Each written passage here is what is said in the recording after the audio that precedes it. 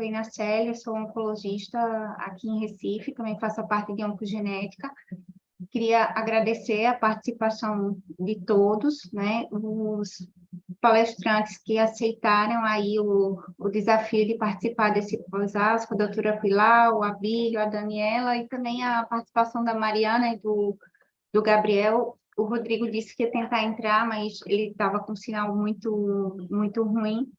E agradeço também a participação de todos, né? A gente fez um levantamento dos artigos mais relevantes em oncogenética e tentou trazer aqui para vocês hoje. Então, o primeiro artigo que eu trouxe foi sobre alterações germinativas em pacientes com câncer de pulmão. E o objetivo desse trabalho era avaliar a presença de mutações patogênicas germinativas em pacientes que tinham câncer de pulmão e comparar se essas alterações elas eram diferentes em pacientes que fumavam e que não fumavam, que tinham mutação de EGFR ou não, e também pelo tipo de tumor, se eram tumores de pequenas células ou tumores não pequenas células, e também escamosos e adenocarcinomas. E esses pacientes, eles faziam esse painel de 46 genes após a realização de um teste somático. Então, eles conseguiram avaliar 11.740 pacientes, e após eles fazerem o teste somático, eles eram convidados, através de uma análise retrospectiva, a fazer o teste germinativo, e a partir daí tentar categorizar a prevalência de mutações germinativas por determinados subgrupos. Então, as variantes que foram consideradas eram variantes que eram conhecidas, relacionadas a câncer, variantes patogênicas e variantes raras também. Em relação à idade, a média de diagnóstico foi de 68 anos, e a maioria dos pacientes eram tabagistas, brancos, e dos 11.000 pacientes, 11.740, foi encontrada uma prevalência de mutação somática em EGFR de 1.226. Só que aí, quando eles vão para as análises germinativas, na população inteira foi encontrada uma prevalência de 4,8% de mutações patogênicas relacionadas ao câncer de pulmão. Dessas mutações, as mais frequentes foram em múltiplo H, ATM, BRCA2, CHEK2 e BRCA1. Quando eles estratificaram para quem era fumante e não fumante, os fumantes, as mutações mais frequentes foram ATM e BRCA2, e não fumantes, múltiplo H e CHEK2. Quando se avaliou por subtipo pela histologia, os tumores não pequenas células mais frequentes foi múltiplo H, ATM, BRCA2, e de pequenas células múltiplo H e ATM. Só que aí o que chama mais atenção desse trabalho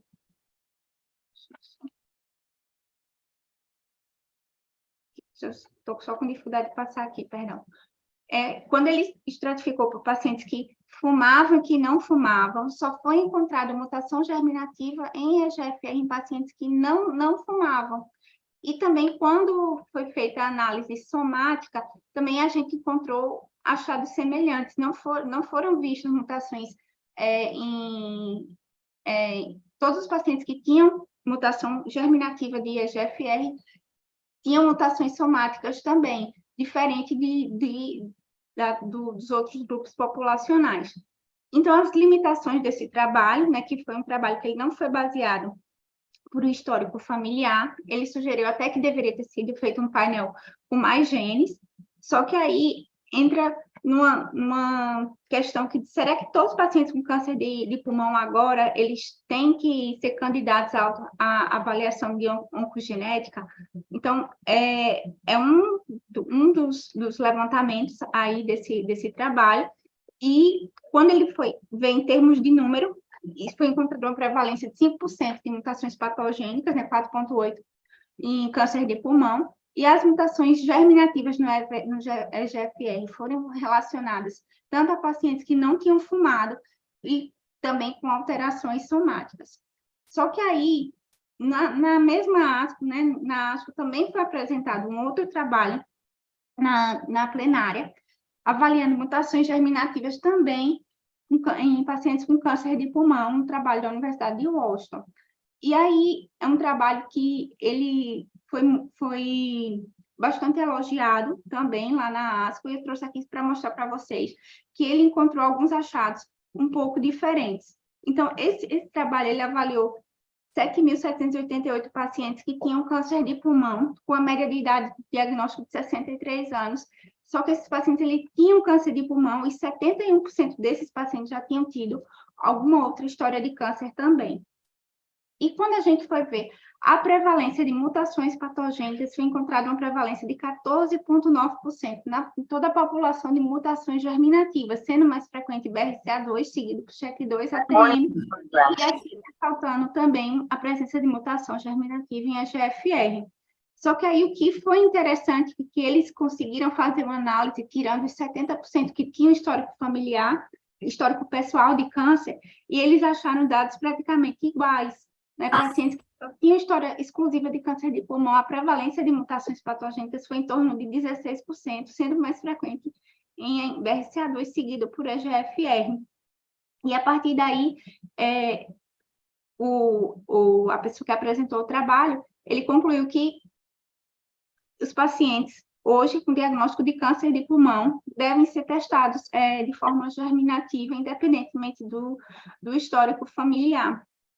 E ele reforçou bastante o conceito da testagem universal. Então, quando a gente vai em termos de números, né, o trabalho prévio em torno de 5% de mutações patogênicas, esse 15%. Então, talvez seja uma população aí que a gente tenha que olhar com mais cuidado em relação a fazer uma avaliação de oncogenética.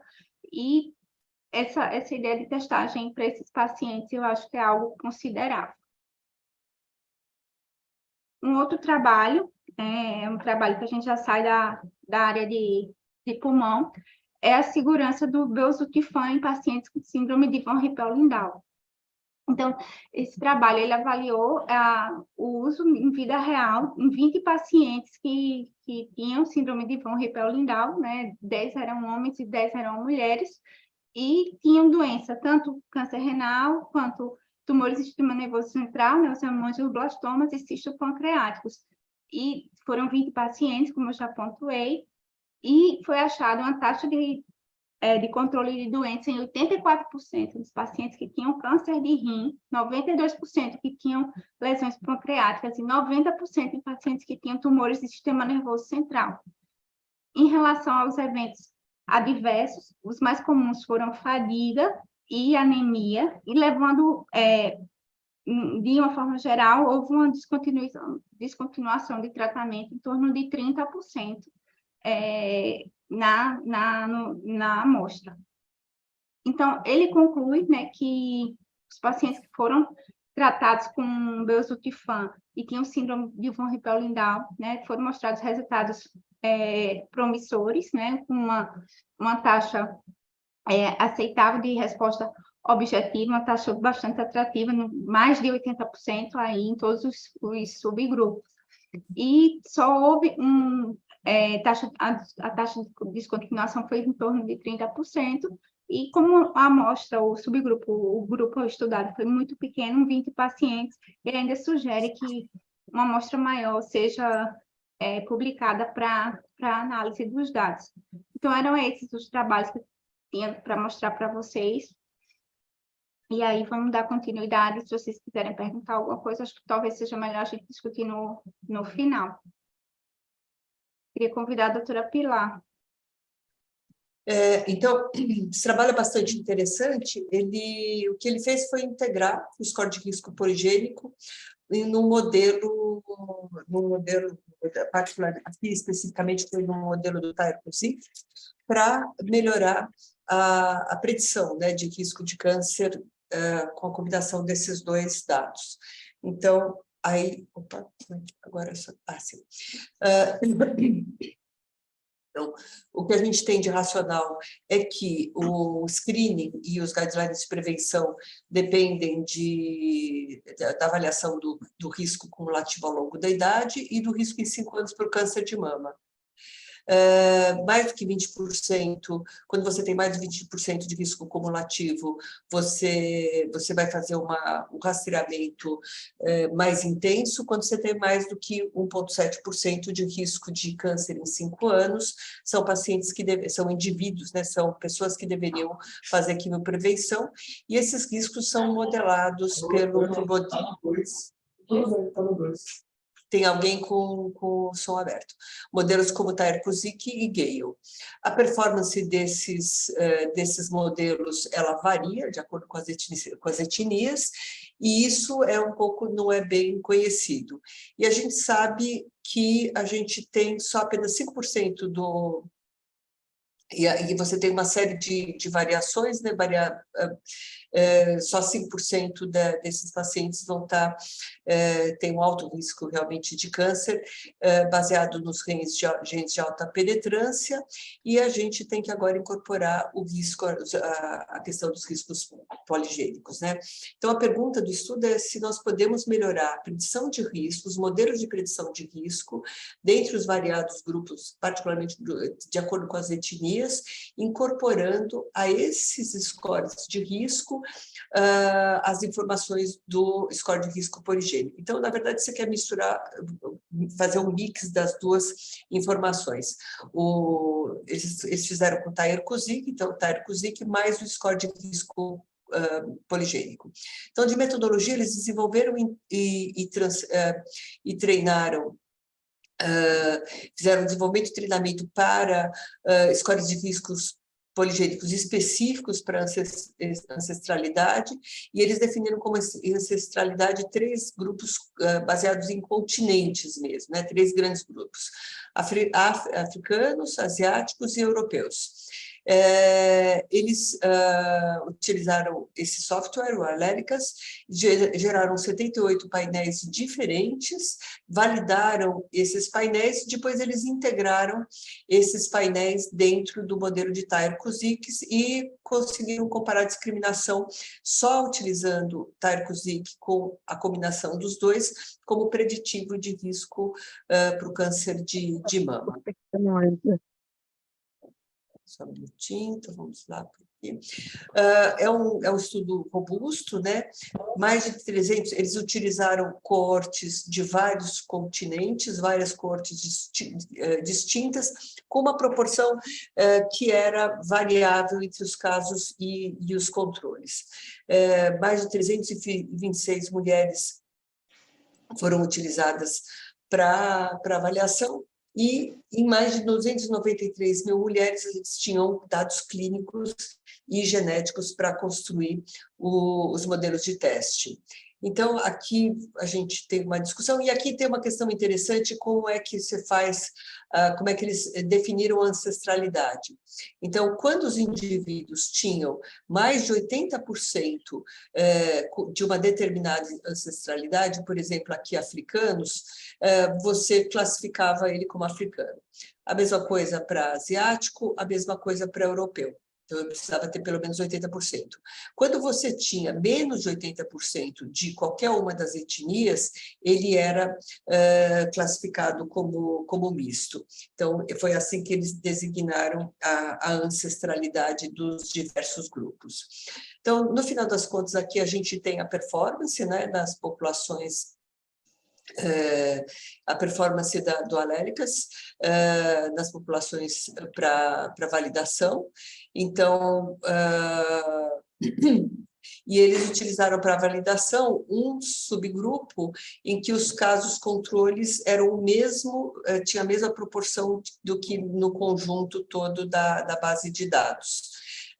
Aqui tem a definição dos mistos aí, né? Então, a performance era uma performance bastante apropriada, exceto para o grupo que era misto.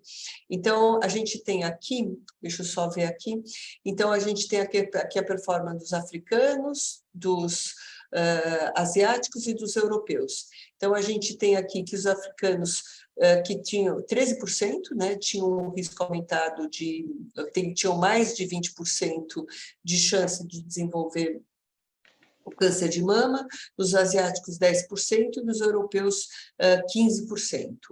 E aí você tem, de novo, né, e aqui a gente vê que a AUC é semelhante entre as várias ancestralidades, e mostrando que existia uma consistência entre os dados, né? E a calibração também era uma calibração correta. E o mais interessante daí, muito interessante nesse estudo, é quando eles integram esse score de risco poligênico com essas várias ancestralidades no modelo de Tyrer-Cuzick. Então, eles usaram uma abordagem de estratificação fixa. Eles estimaram, primeiro, os efeitos separados e depois com e sem história familiar, e eles calibraram o segundo, fizeram uma calibração dando os diferentes pesos necessários. E aí eles usaram o banco de uma base do Tyrer-Cuzick, e daí eles, de novo, eles reclassificaram segundo o Tyrer-Cuzick e segundo a associação dos dois. Então, as bases que eles tinham eram aqui, eles tinham uma base de pacientes com ascendência africana, asiática e europeia, e mista, um total de 768 pacientes e 12.487 controles. Né? O maior grupo, de fato, né, era o grupo misto, e aqui nós temos os dados segundo o Tyrer-Cuzick. Então, segundo o Tyrer-Cuzick, eu tinha, deixa eu olhar só aqui, assim, e aqui eu tenho 13% dos pacientes africanos foram reclassificados no modelo de Tyrer-Cuzick, quando você utiliza a associação dos dois, 14% do grupo misto, 19% do grupo asiático e 16% do grupo europeu. Então, a gente tem uma taxa de reclassificação muito, muito alta, né? Isso aqui, isso. Então, acho que esse é um dado bastante significativo. E aqui, no grupo que tinha... Desculpa, isso aqui é o que foi reclassificado para ter um risco menor. E aqui, para quem foi reclassificado para ter um risco maior, eu tenho 25% dos africanos, 36% dos mistos, 48% dos asiáticos foram reclassificados, é o grupo onde teve maior impacto, e 35% dos grupos europeus. Então, na verdade, o que a gente tem aqui, a gente tem um percentual total de reclassificação de uma melhora da acurácia em aproximadamente 8%. Nesse grupo, eu tenho aqui, se eu fizesse só o Tyrer-Cuzick, e em vermelho se eu faço... Posso atender ela? Agora eu estou numa reunião que vai acabar 2 horas. O Tyrer-Cuzick... Aí eu atendo ela. Oi, é só fechar o som, por favor. O Tyrer-Cuzick mais o PRS. Então, se eu tivesse aqui o Tyrer-Cuzick, eu teria um grupo de alto risco na população mista de 6,1%, e associando os dois eu tenho 3,8%.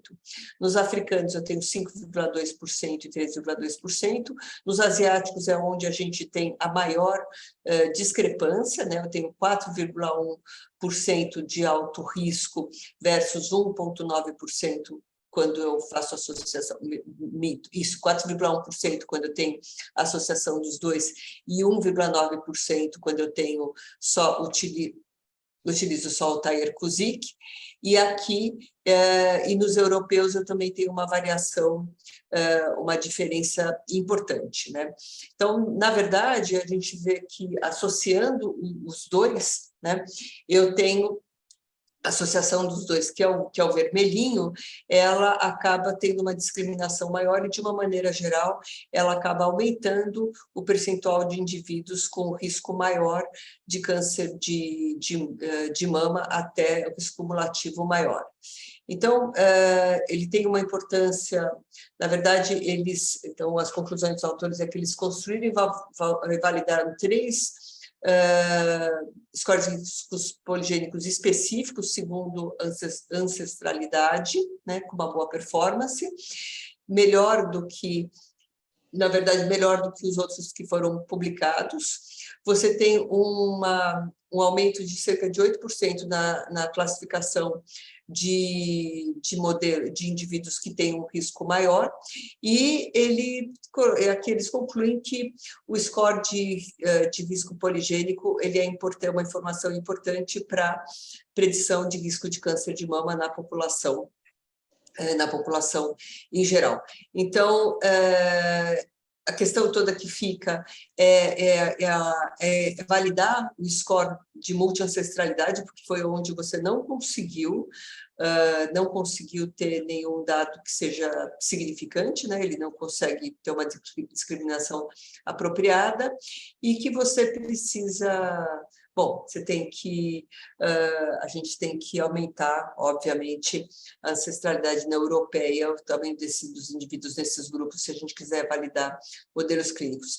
Eu acho que esse trabalho, para mim, tem uma coisa que é muito interessante, que, na verdade, a nossa população, ela entra justamente onde você tem um gap no trabalho, que é onde ele não conseguiu se demonstrar efetivo, que é nessa população que tem essa multiancestralidade, que é uma característica do nosso país. Então, eu acho que trabalhar nesses scores de risco poligênico é muito importante para a gente, né, no Brasil. Agora, eu realmente não sei se os trabalhos que estão sendo conduzidos aqui, se eles estão trabalhando com a ancestralidade com a mesma robustez que foi trabalhado aqui, mas já deu para ver que o desafio é justamente para a população que nos representa, né? Acho que era isso. Vou chamar a Daniela agora para fazer as apresentações. Acho que no final a gente discute. Bom, para quem não me conhece, meu nome é Daniela, eu sou oncologista aqui em Salvador.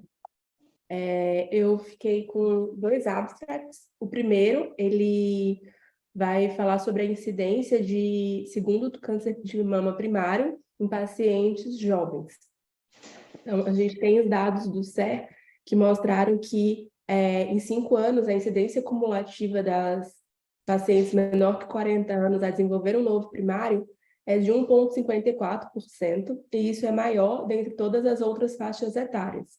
E a gente sabe também que esse risco ele se mantém mesmo com o passar dos anos.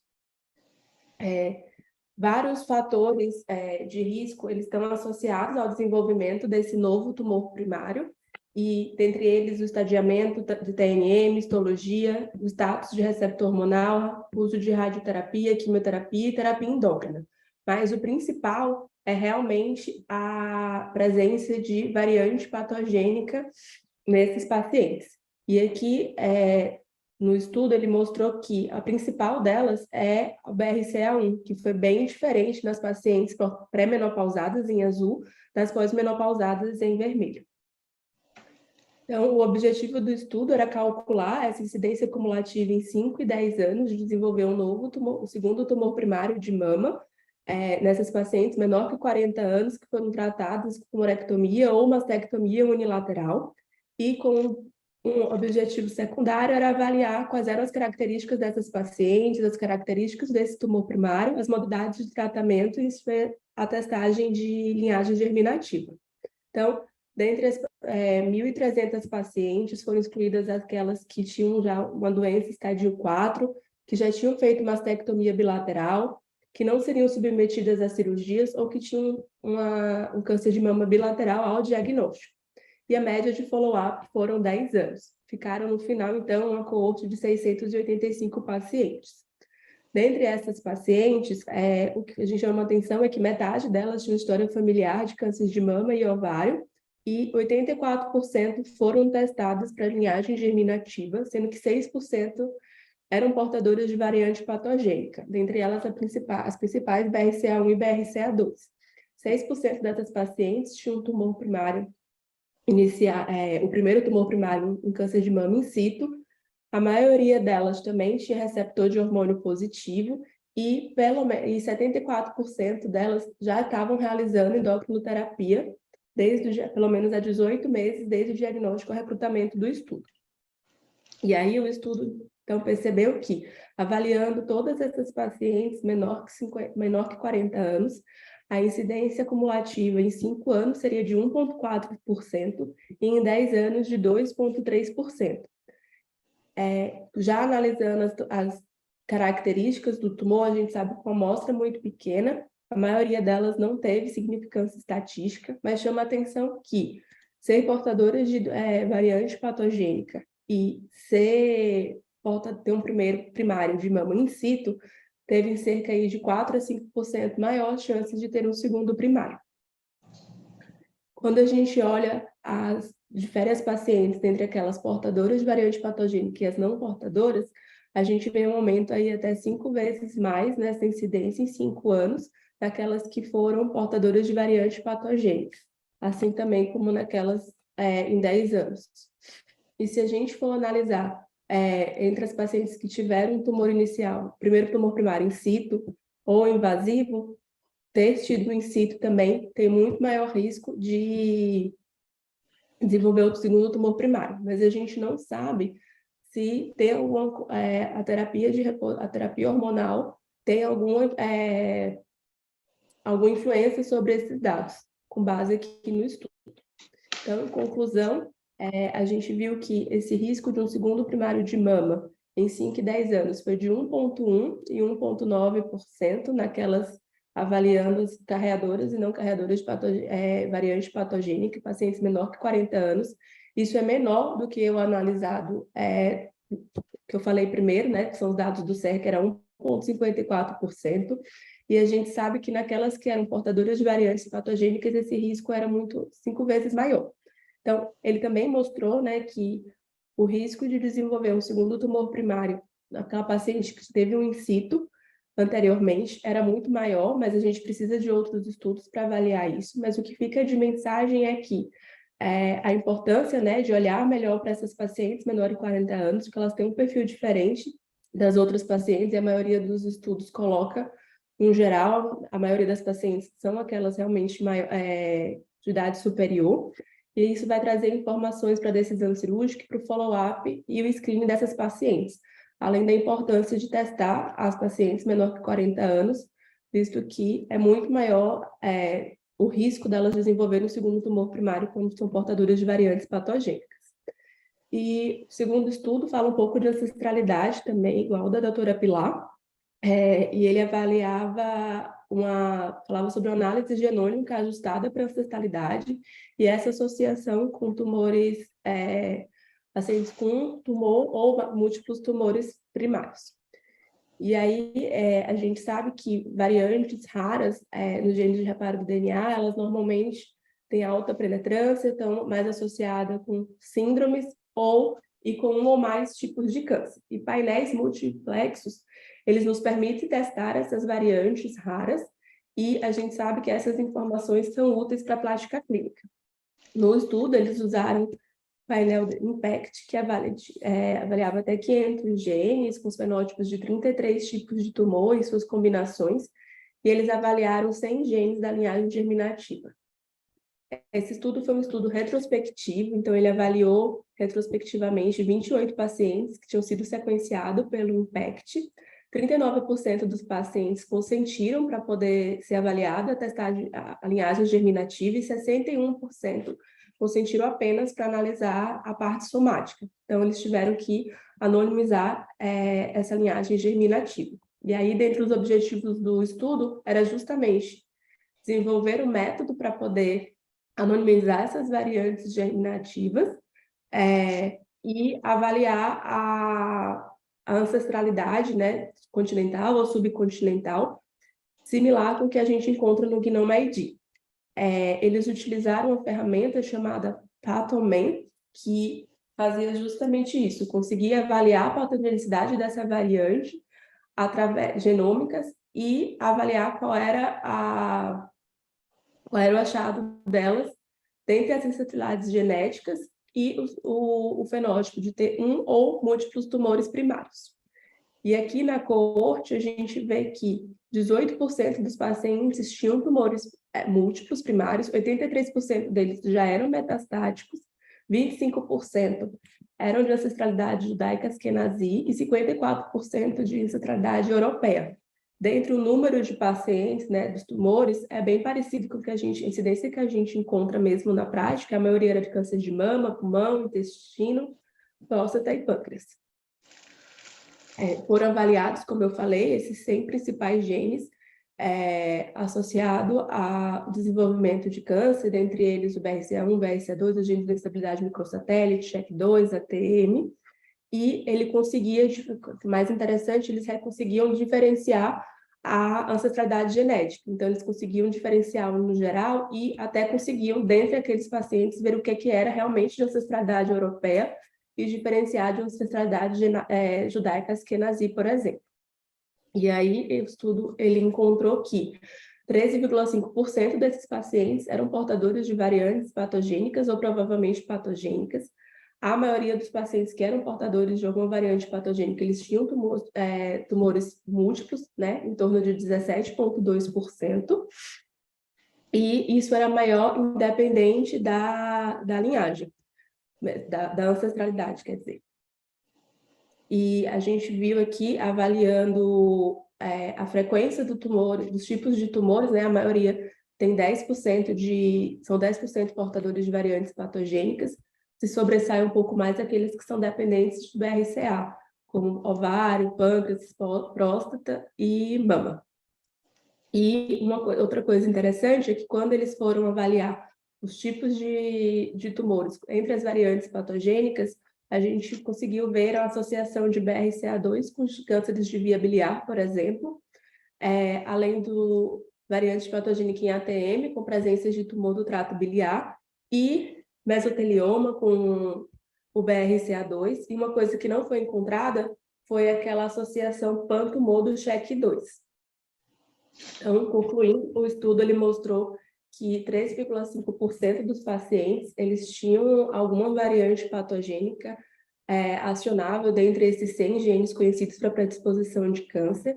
A prevalência realmente era maior nos portadores de variantes patogênicas ou provavelmente patogênicas em pacientes que tinham múltiplos tumores primários, e eles ainda conseguiam avaliar confirmaram, né, a associação dessa deficiência dos genes de reparo com aqueles tumores de mama, intestino, próstata e colo retal, e mostraram novas associações, como ATM e BRCA2 com pacientes com câncer de via biliar e mesotelioma.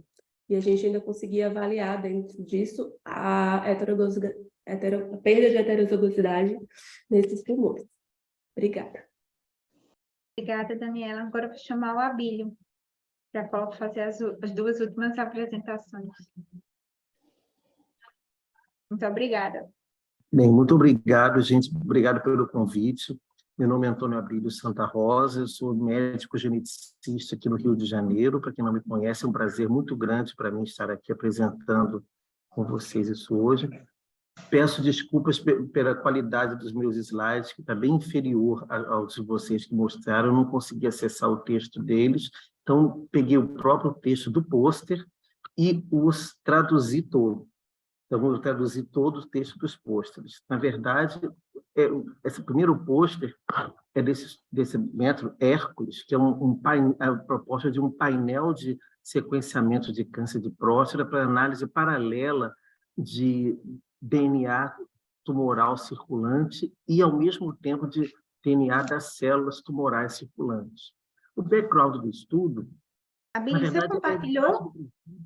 Que rastrear as alterações genômicas no câncer de próstata metastático ao longo do tempo do tratamento Abílio, pode predizer prognósticos, direcionar o tratamento e identificar novos alvos terapêuticos. E da forma o DNA circulante, Abílio, eu acho que não partilhou tua apresentação. porém, Desculpa esse interromper. tipo de análise requer grande profundidade no sequenciamento. Parece que ele não está escutando. Para poder identificar as variantes relevantes.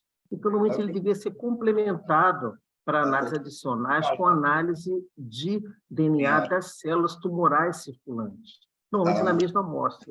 E até o momento não havia método para realizar ambas as análises simultaneamente. A plataforma Hércules, para fazer esse foram selecionados 36 genes com 258 amplicons, cobrindo genes associados a câncer de próstata e as copy number variations para todos esses 36 genes. A tecnologia utilizada foi essa AmpliSec, de alta definição, usada para análise tanto das células tumorais circulantes como do DNA circulante. Uma biópsia líquida. Resultados. Em amostras controle de DNA com frequências alérgicas de 1%, 0,25% e 0,1%, a plataforma ECOS mostrou sensibilidade de 100%, 75% e de 50%. E aí, em linhagens pareadas, celulares e também de cell-free DNA livre, circulante, a plataforma detectou 100% das variantes somáticas no cell-free DNA e identificou mais de 90% das variantes em células únicas. Em 16 amostras pareadas de 8 pacientes, a plataforma detectou variantes compartilhadas, ou seja, variantes que estavam presentes tanto nas células tumorais circulantes como livre no DNA, numa média de 6,1 por amostra. E também variantes únicas quer dizer que estavam presentes apenas nas células tumorais circulantes e também apenas no DNA circulante livre de células. Na verdade, 1,1% no cell-free DNA e de 4,1% a média nas células tumorais circulantes.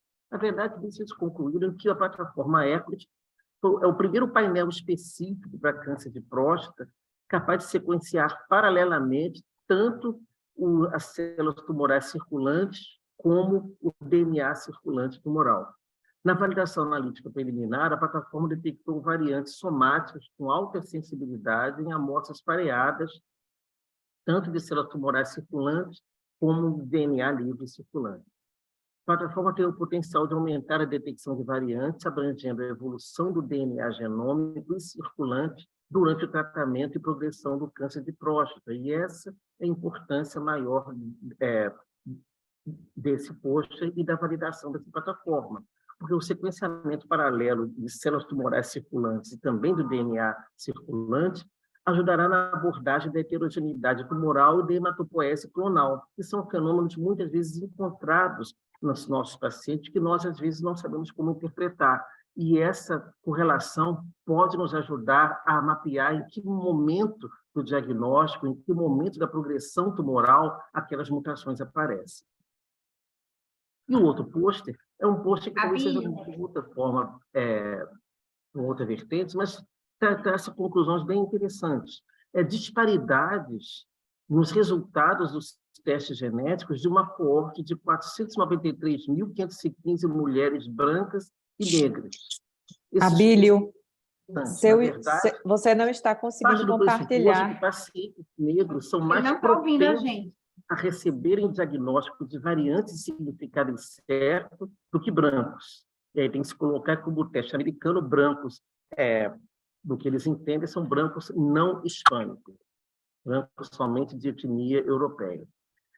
E os pacientes negros receberiam menos diagnósticos moleculares definitivos, e tais disparidades demandam investigação, à medida que a testagem genética fica mais difundida. Esse foi o background do estudo. Então, o que eles fizeram? Pegaram um grande laboratório, Invita, que imagino que vocês todos conheçam, e fizeram uma coorte retrospectiva de pacientes testados de 2015 a 2022, sempre que o dado etnias havia sido marcado lá. Haviam painéis multigênicos, tanto os painéis que eles tinham como intermediários, que eram de 43 genes, como os painéis completos deles, que era, na época, de 84 genes. Comparou-se, então, a frequência de variantes patogênicas, provavelmente patogênicas, e também de variantes incertas como resultado único, ou seja, na verdade, eles não consideraram os testes onde vinham tanto variantes patogênicas como variantes incertas, como VUS. Na verdade, colocaram as variantes patogênicas de um lado e quem tinha apenas resultado de VUS no outro. E também compararam as taxas de reclassificação das VUS que eles encontraram. Então, viram que na coorte de 493.515 testes, apenas 9,9% deles eram de população negra, 48.684. em contraposição com 444.831 brancos, 90,1%. Uma grande diferença. Resultados com somente variantes incertas foram, então, significativamente encontrados como mais comuns em negros e variantes patogênicas, e provavelmente patogênicas, significativamente menos comuns, com um P de 0,001, menor que 0,01. E também válido como sinalizado por tipo mais comum de câncer hereditário, com P de 4 milésimos.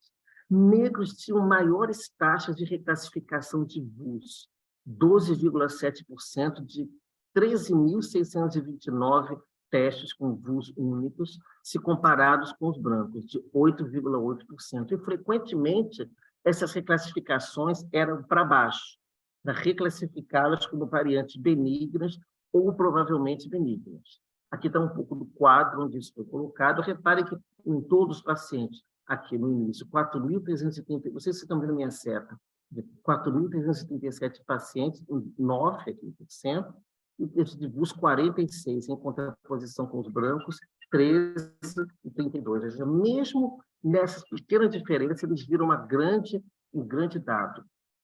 E aqui embaixo, a taxa de reclassificação de VUS. Nos negros, aqui 11%, essa linha de baixo, e os brancos apenas 7%. Como conclusões, o estudo traça que negros são muito mais prováveis de receber resultados de VUS únicas e muito menos de receber de variantes patogênicas e provavelmente patogênicas se comparados com os brancos. 1 para cada 8 VUS dos negros eram reclassificadas e versus 1 para cada 12 nos brancos. Com menores taxas, por consequência disso, de mutações acionáveis, o que limita as intervenções redutoras de risco dessa população. As taxas de VUS continuam a decair, evidentemente, à medida que mais indivíduos de qualquer etnia são sequenciados e mais se conhece acerca deles. E aí, esse último slide... Ah, não, ainda não é o último. Enfim, quero dizer que a corte retrospectiva... Deixa aí, foi errado. Esse é o meu último slide. Proceed with care. Isso eu coloquei. Por quê? Porque esses estudos a gente tem que interpretar com certo cuidado. Eles não se propuseram a traçar causas para isso. De por que a testagem, por que esse tipo de resultado aconteceu. Então, o importante nesse ponto é que pode haver várias explicações. Em primeiro lugar, até porque, como vocês viram, os negros são muito menos testados do que os brancos. A questão com a interpretação pode se levar uma base para estudos posteriores, mas o interessante é que eles estão perguntando isso. É que isso é uma pergunta de pesquisa e que alguém abordou e foi mostrado esse resultado. Talvez isso sirva de estudo e base para que novos estudos sejam vistos. E quem sabe, será que vão dizer que existe, eventualmente, alguma espécie de preconceito intrínseco na avaliação das mutações da população negra com a população branca? Isso também tem que ser visto com cuidado e mais cuidado ainda em transpor esses resultados para o nosso país. E, com isso, já temos uma proporção étnica, uma etnia completamente diferente, composição. Com isso, eu encerro a apresentação e já agradecendo muito pelo convite. O que eu queria comentar era inicialmente sobre o trabalho da doutora Pilar. Apesar de a gente não ter conseguido estabelecer um escopo poligênico para multiancestralidade, eu acho que a gente já conseguiu caminhar em ter dados de outras populações que não a população escandinava, né? Ter dados da população europeia, de uma forma geral, da população americana e da população asiática também. E também sobre o trabalho que a Dani apresentou, de pacientes jovens com diagnóstico de câncer de mama contralateral, né? Então, que eu acho que mais eu achei relevante nesse trabalho foi o dado das pacientes que não têm mutação abaixo de 40 anos, que a chance de ter uma recorrência, um novo primário em 10 anos é em torno de 1,9%, que é um dado que se assemelha ao dado do estudo que a Tâmara apresentou no início do ano, que avalia o risco de câncer de mama contralateral em pacientes que tinham mutação de BRCA1, BRCA2 e outras mutações relacionadas a genes da via de recombinação homóloga, que esse número é em torno de 4% em 10 anos.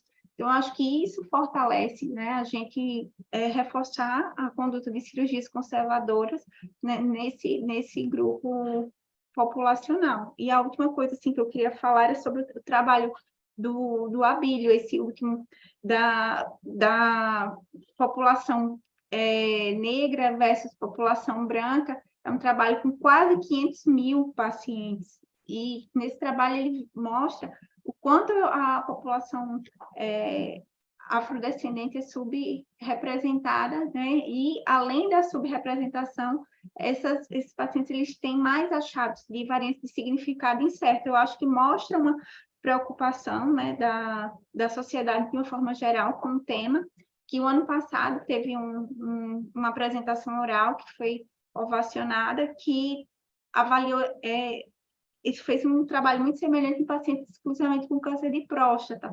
Então, eu acho que é como o Abílio pontuou, eu acho que já é um começo, né, a gente discutir esses assuntos na prática clínica.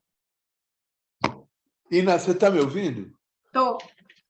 Você pode falar de novo um pouco sobre... Eu não entendia a história das mutações e na linhagem germinativa entre fumantes e não fumantes, porque eu não sei o que isso tem a ver, eu não entendi isso. Essa foi uma análise que eles fizeram. Não fumante tinha mais mutação em ATM e BRCA2, fumantes, e não fumantes em múltiplo H e SHEC2. Eu acho que isso Mas foi é na muito linhagem germinativa isso. Como é que pode ter diferença entre fumantes e não fumantes?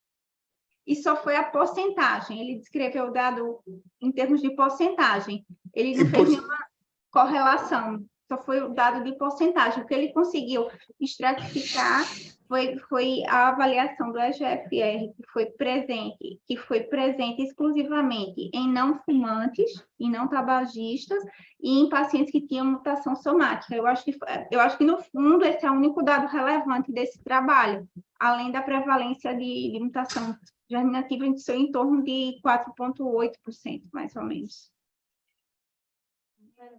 Eu acho que a gente pensando em proporção, tudo bem, porque quem tem... Mas porque talvez não tenha tanta relevância a linhagem germinativa para quem é fumante.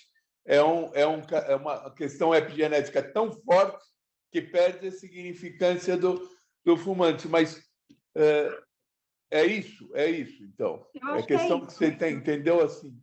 Tá. É isso. Ina, eu queria saber a tua opinião, assim, porque esses estudos, na verdade, ainda não respondem a questão de causa e efeito, né? Pode muito bem ser um tumor esporádico no paciente com uma síndrome de predisposição hereditária ao câncer. E aí eu estava olhando agora alguns estudos que estão olhando para a assinatura de deficiência de recombinação homóloga em pacientes com câncer de pulmão e mutação germinativa em BRCA2. E eles mostram que, de fato, uma parcela desses pacientes com câncer de pulmão e com mutação germinativa, de fato, tem assinatura de HRD. Então, é muito provável que o câncer de pulmão seja em decorrência da mutação de BRCA2. Mas uma outra parcela, não. Então, acho que está faltando ainda nesses estudos mostrar a questão de causa e efeito. Não necessariamente olhar para a assinatura de HRD, mas talvez olhar a perda de heterozigosidade, por exemplo. Se o tumor perdeu o segundo alelo, pode ser um indício que, né, a carcinogênese é por conta da mutação em BRCA2. Então, acho que falta muita coisa de causa e efeito ainda. Esse trabalho não parece que traz essa análise mesmo, né? Porque até ele nem fala se o múltiplo H ele está vendo homozigose ou heterozigose, né? Então, no fundo, ele não está vendo se realmente era doença também. Foi um trabalho muito mais descritivo, né? Uma análise muito mais descritiva. Ele só descreve mutação de múltiplo H, e ele não fala. Eu subentendi que seria heterozigose, que não teria nenhuma associação com câncer de pulmão, de uma certa forma, né? A princípio, né? Uhum. Do VHL, Ina, eu acho interessante comentar essa questão que vem sendo, né, refinada bastante. Eu não faço patologia urológica, mas a gente assiste, né, e as discussões do grupo aqui da patologia, que falam muito agora dessa classificação dos tumores renais e da correlação que esses tumores têm, né, várias das entidades novas sendo descritas em correlação com as alterações germinativas. E é interessante que o VHL é um tumor que tem como principal representante o carcinoma de células claras, que seria o mais comum mesmo. histológicos não teria como diferenciar muito para achar esse paciente que potencialmente se beneficiaria, né, desse novo tratamento. Mas tem a questão de refinar em relação a se o tumor é bilateral, se ele é multifocal e a idade do paciente. Então, seria um dos critérios importantes aí, dentro do grupo mais comum de células claras, para achar esses pacientes, né, que têm VHL. E, assim, é um subgrupo que se beneficiou muito do tratamento, né, com taxa de controle de doença acima de 80%, né, é um dado muito animador. E agora que a medicação está chegando no Brasil, né, então, de uma certa forma, acho que até tem uma demanda reprimida aí de pacientes com indicação de tratamento. Eu acho que outra discussão interessante que a gente vê, no fundo, em vários dos abstracts, né, você vê essas grandes casuísticas que fazem pareado, o tumor com germinativo. E essas frequências, eu acho que elas estão já chegando num consenso, porque antes a literatura variava, né, mas a gente está vendo muito esse dado, entre 10% e 15% de qualquer câncer, né, qualquer tumor que você sequencie, tem achados ali germinativos, né, em alterações em genes relacionados à síndrome de predisposição ao câncer. Aí eu acho que entra essa discussão toda da triagem universal mesmo, né, do paciente com câncer, se a gente vai chegar nesse ponto. Acho que em termos metodológicos, o Gabriel está aí também para a gente complementar, a gente tem o desafio hoje, principalmente em locais como o Brasil, que o sequenciamento ainda é um custo elevado, né, da gente fazer essa análise pareada, mas certamente facilita muito na interpretação dos achados. E conecta até com a história que a gente viu desse penúltimo abstract, né, a gente não viu os slides, mas falando dessa diferença até das populações afrodescendentes, a população branca, porque se a gente não tem um teste pareado, a gente também tem que fazer aquela análise daqueles achados que vão aparecer no sequenciamento do tumor, e a gente vai ter mais desafio em entender essas variantes, porque são variantes que, quando a gente vai para os bancos, a gente não tem essa classificação muito frequentemente. Então, também acrescenta-se à discussão esse desafio, né, da representação das populações. Eu acho que a ideia, né, a tendência, claro, vai ser sequenciar pareado, mas a gente tem uma questão financeira ainda importante para fazer essa análise. É um desafio na população brasileira fazer esse exame seriado, porque a gente tem diferentes regionalismos, né? E as questões financeiras impactam definitivamente na realização dos exames pareados. Pelo menos aqui em Salvador, eu tenho tido muita dificuldade de encaminhar os pacientes para fazer sequenciamento de tumor, por questões financeiras. Eu até consigo fazer o teste germinativo, mas os tumores são mais difíceis. Oi, Iná, eu tenho uma pergunta para fazer em relação a esse estudo que você apresentou de pulmão. Se nesses pacientes com mutação em EGFR que eram germinativos, se teve algum desses tumores que estavam relacionados com alteração de TP53 e tinha da R337H, tinha essa avaliação no estudo, não, né? Não, ele não fez. E nem descreveu também quais foram as mutações mais frequentes. Eu procurei fiquei curiosa.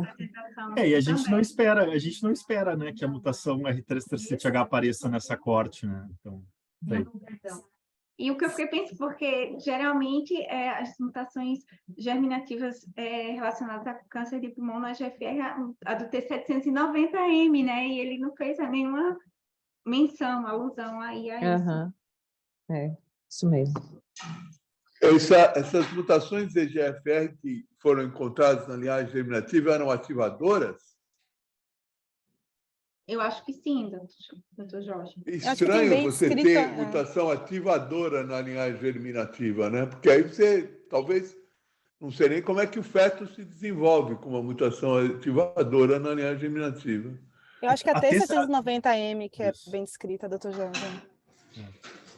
A T790M pode ser... A T790 é uma mutação de resistência, não é necessariamente uma mutação ativadora. Você tem a resistência da droga, né? Ele impede a ação do remédio, mas não é uma mutação ativadora. Ela se estabelece numa proteína que está ativada pela mutação anterior.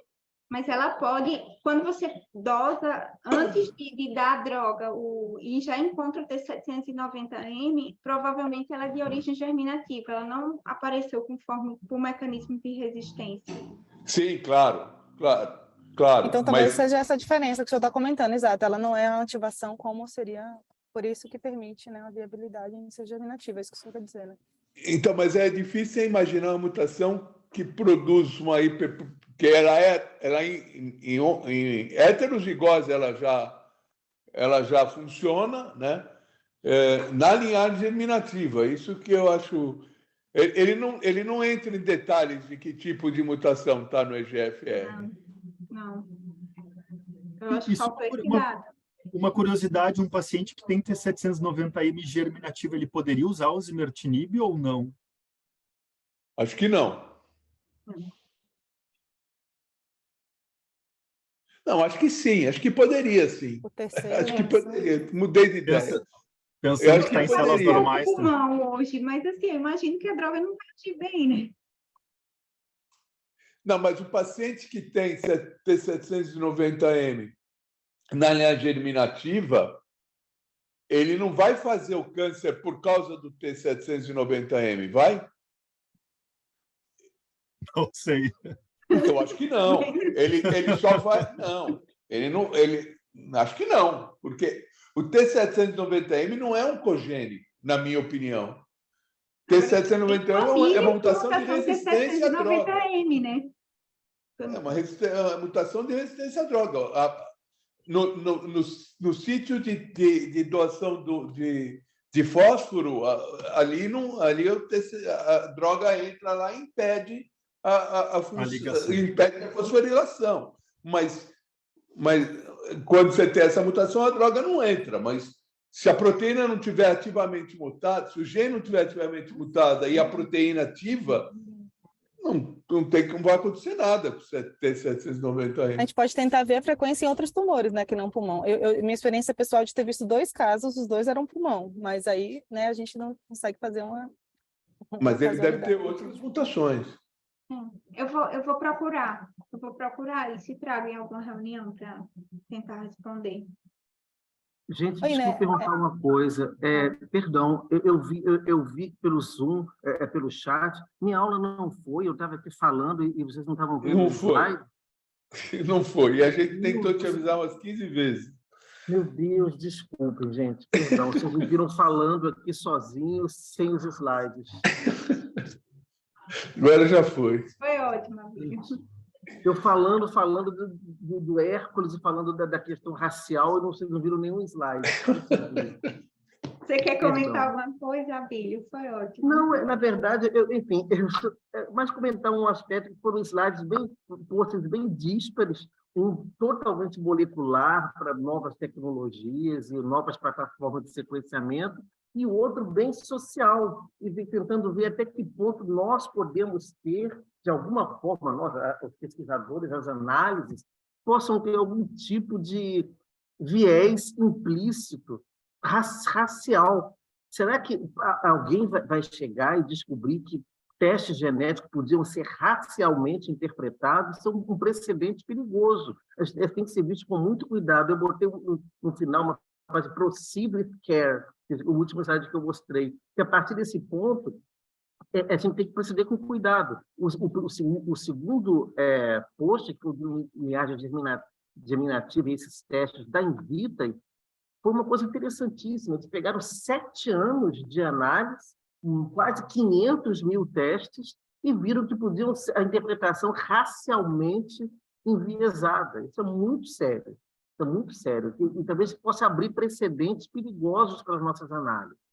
E cuidado na hora de transferir esses dados para a nossa população, que não são facilmente transferíveis.